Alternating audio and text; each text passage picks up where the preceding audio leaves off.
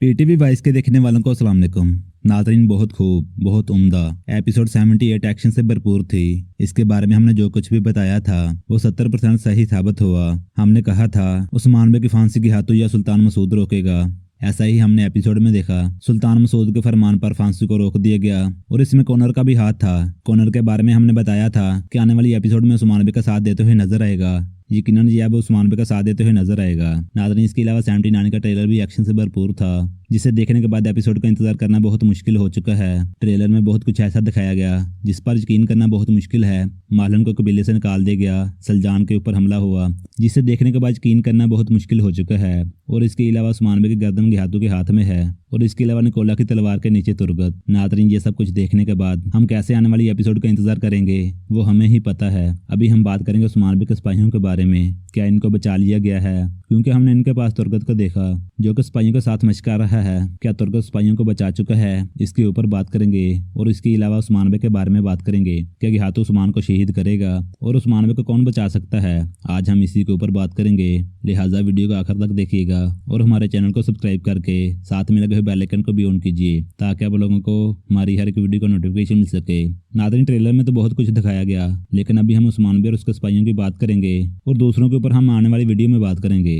सबसे पहले बात करते हैं उस्मान बे के सिपाहियों की, जो कि जमीन पर लेट चुके हैं और वहां पे हमने सिपाहियों को मशक करते हुए भी देखा और उन्हीं में से एक तुरगत भी नजर आ रहा है। क्या इसने सिपाहियों को बचा लिया है? अगर ये सिपाहियों को बचा चुका है तो फिर उस्मान बे के सिपाही जमीन पर क्यों लेटे हैं? तो नाज़रीन, यहाँ पे हमारे ख्याल में तुरगत का जाल भी हो सकता है जो कि मंगोलों के लिए बचाया हो, क्योंकि इनके पास हमने मंगोलों के सिपाहियों को आते हुए भी देखा।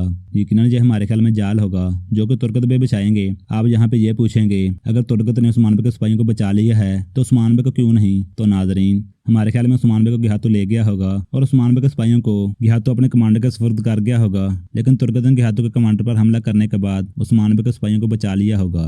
नाज़रीन, यकीनन हमारे ख्याल में ऐसा ही होगा। इसके बारे में आप लोग भी अपनी राय लाजमी दीजिएगा।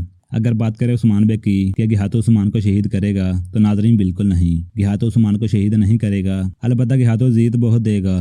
नाज़रीन, अगर बात करें उस्मान बे को बचाने की, तो नाज़रीन, जैसे कि हमने गिहातू के कमांडर को कहते हुए सुना कि गिहातू के आने तक तुम लोगों को घोड़ों को पाँव के नीचे रौंदा जाएगा। नाज़रीन, ये लफाज गौर से सुनिएगा। गिहातू वापस चला जाएगा और उस्मान बे और उसका सिपाही गिहातू को किसी कमांडर के पास होंगे जिससे कोई ना कोई बचा लेगा। वो कौन बचा सकता है, इसके बारे में हम आने वाली वीडियो में बात करेंगे। अभी बात करते हैं गिहातू के बारे में। गिहातू ने उस्मान बे की गर्दन पर खंजर रखा, तो नाज़रीन, ये गिहातू के जाते वक्त का सीन होगा। गिहातू उस्मान बे को शहीद नहीं करेगा।